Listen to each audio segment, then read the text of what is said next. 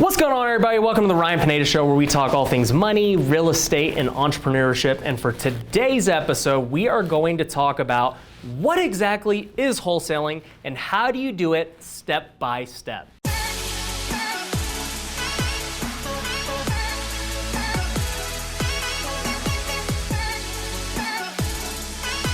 Now, the reason I'm making this video is because I get more questions on TikTok, on Instagram, even in the comments below about wholesaling more than anything, and it's not even close. And many of the questions are pretty basic in nature, and it seems like most people are missing a gap somewhere. So my goal for this video is to try and fill all of those gaps so you have no question about how to wholesale your first deal. All right, so let's take a step back and look at what exactly is wholesaling. Wholesaling is essentially getting a property under contract. Key is under contract, you have not bought it. And then selling the contract to somebody else who will actually buy it. So for instance, a seller might say, I'm willing to take $70,000 from my property. You as the wholesaler will put the property under contract for you to buy it for $70,000. What will happen next is you will then assign your rights to the contract to another person who is willing to pay more than you. Maybe my friend flips houses and he's willing to pay $80,000 for it. So I will make the spread between what he's willing to pay and what I have it under contract for. This spread is called my assignment fee or my wholesale fee. And in this case, it would be $10,000. From there, that person would fund $80,000, $70,000 would go to the seller, $10,000 would go to me, the property would go to them. Everyone wins, everyone's happy. I've done hundreds of deals doing this same exact thing. And I've done deals being in every spot of the transaction. I've been the wholesaler, I've been the end buyer, and I've been the seller. So that is the big picture of how it plays out. And trust me, I know you still might be confused. So I wanna take this from step to step of how this actually happens. So the first thing you need to do is get the proper contract. You can go to futureflipper.com and get the same exact contract that I use. There are two contracts you need. The first one is the residential purchase agreement, and the second one is the assignment agreement. So what you're gonna do is take the residential purchase agreement. Ours is only 3 pages, it's super self-explanatory. You guys can use it. The next thing you're gonna do is find a good deal somewhere.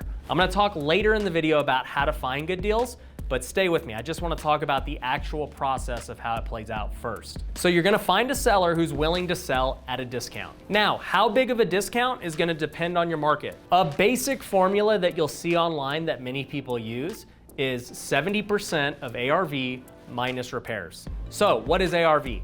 ARV is after repair value. That is the price it's gonna sell for once it's fixed up and in great condition. Then you're gonna take 70% of that number and minus the repairs. So for instance, let's say the ARV is $100,000. 70% of that would be $70,000. And let's say the property needed $20,000 in repairs. So you would take the $70,000 minus the $20,000, and that gives you $50,000.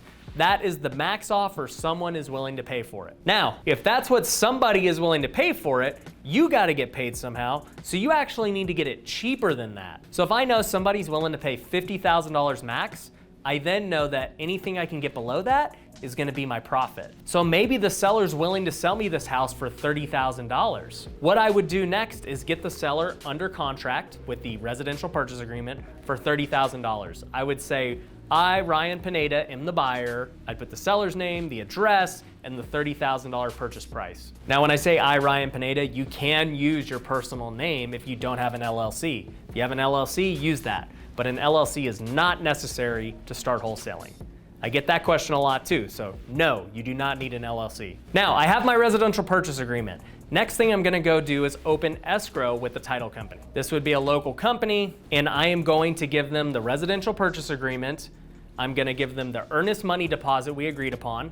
That is in the contract. It can be as little as $10, $100, $500, $1,000. It's whatever you agree to with the seller.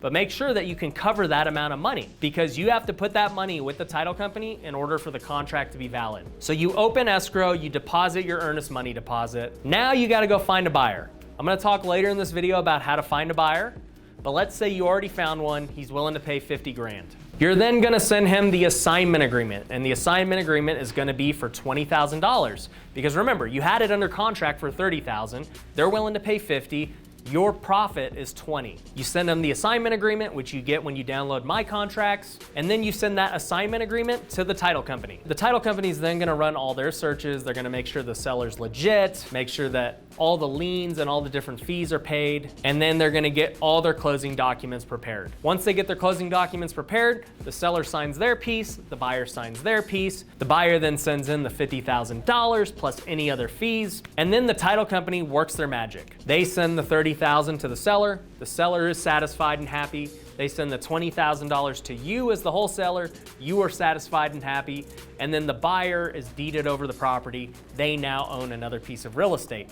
Everyone wins. And from there, your work is done. You get paid and it's on to the next deal. Okay, so now that you understand the basics, I wanna give you my top 5 things that are gonna determine whether you're successful or not. All right, so the top 5 things that are gonna determine whether you're successful or not are your market, leads, sales skills, deal evaluation, and finding buyers. Those 5 things are the key to succeeding in wholesaling. So let's talk about market. You first have to choose a market, and I'm always a big fan of choosing your local market. A lot of people want to go virtual, and that's fine, but it is harder virtual. Ideally, your market would be at least 500,000 people. It gives you more opportunities to get deals. If you're in a small town, it's a lot harder to get deals because there's not as many houses for sale. So ideally, pick a market with at least 500,000 people. If there's not a big market like that around you, then pick something that's got 100 or 200,000 people. Do not pick a small town. You need a lot of opportunities to be successful, so picking the right market is key. The second thing are leads. How are you gonna generate the leads to go find these good deals? There's a lot of different ways that you can market. Just to name all the ones off the top of my head,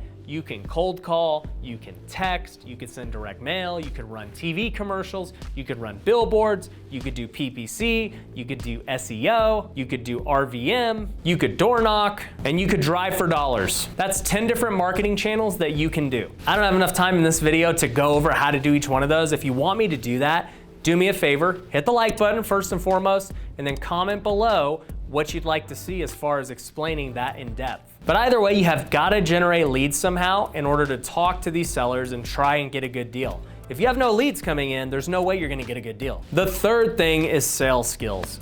Now, if you start generating leads in a good market, the next thing is, how good are you at negotiating with the seller? I see a lot of people who say, oh, I'm paying all this money for all these leads and I can't get any deals.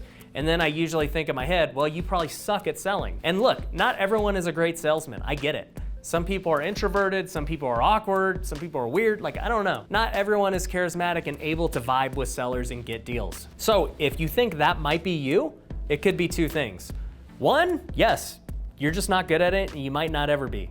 So you should partner up with someone who is. Or 2, you are good at it, you just need practice. You gotta get out of your comfort zone, you gotta get rid of the nerves, and you can become good over time. A book I highly recommend is called Never Split the Difference. Great book about negotiating. In my coaching program, I actually teach sales training because I love sales. I record calls with sellers, we analyze them. My students are able to see why I did what I did and how I speak. It's honestly the best way to learn sales. But you have gotta be a good salesperson in order to get deals. There's no other way around it. The fourth thing is deal evaluation. A lot of people starting out in wholesaling don't understand how to comp properties. Remember when we talked about taking 70% of ARV minus repairs? Well, all of those things need to be calculated correctly. Starting with your ARV, you gotta know what is the property gonna be worth once you fix it up. It's gonna take time to learn. I talk about it in my book, my online course, my coaching. I'd have to make another YouTube video to go over how I personally comp. Just know ARV has to be right. The next thing is that 70%.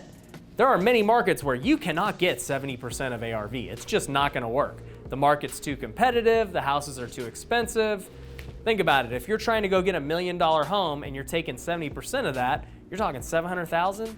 Many sellers aren't gonna do that. So you have to know which market you're in and what is the going rate. In Vegas, I've seen guys pay up to 85, 90% of ARV minus repairs. So it's definitely not always 70%. The third thing is repair cost. You have to learn, how do I calculate repairs? And that also varies market to market. In my book, I talk about the price per square foot method, which we use. I'll do another video on that as well. If you haven't figured out by now, I have to do a separate video on almost everything because this is so in-depth. But I wanna give you the big picture of how to wholesale your first deal. But anyways, if you read my book, you'll learn how we calculate repair cost, and it is very similar in most markets. You may need to adjust the price per square foot to your market. So it will take time to learn ARVs, to learn what percentage of a discount the investors want, and then to learn repair cost. And the better you get at evaluating the deals, the more deals you're gonna get. The last thing is finding buyers. How good you are at finding buyers is gonna determine how good you are at selling deals.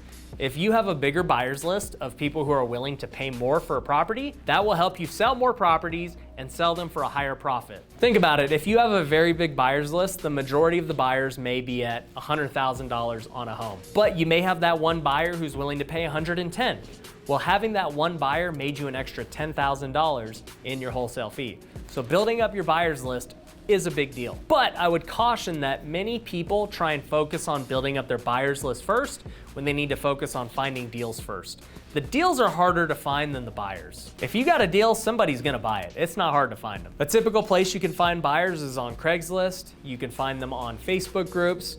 All you would do is search wholesaling real estate. You could find them at your local meetups. So go to meetup.com and look for real estate meetups. There's a lot of different ways to find buyers. If you want to get complex, you can actually go to the title company and ask for a list of all the LLCs who have bought more than one property this year. If they bought more than one property, that means that they are a good buyer and they may be somebody you want to sell to. So those are the 5 keys that I think are the most important to wholesaling successfully. Obviously, I cannot cover all of those things in depth this video, as I've mentioned, and I plan to cover each of those subjects individually in future videos. So I need you to comment below which ones you want me to cover first and foremost. There's so much I could talk about, but I wanna know what are the most important ones to you. And also, if you like this video, do me a favor, make sure you go and hit the like button. Make sure if you haven't already, subscribe to my channel, hit the little bell notification so you know when my next video is released, and follow me on my other social media channels where I'm active daily. I hope this gives you a rundown of what exactly wholesaling is, and I hope it helps you get your first deal. Thanks for watching.